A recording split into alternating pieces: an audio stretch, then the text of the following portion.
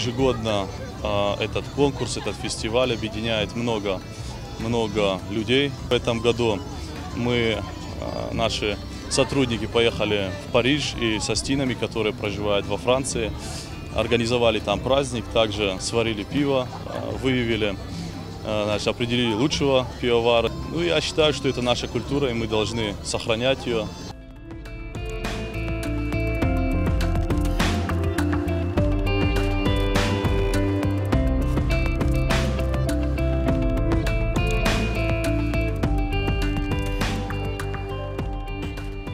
Как обычно, дома занимаемся, часто делаем, варим пиво. Ну, свекровь научила, и мама тоже научила, не знаю, бабушка, все почти, кто старшие дома.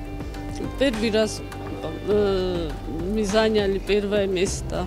Даже не верится, что сказать, не знаю. Большое спасибо.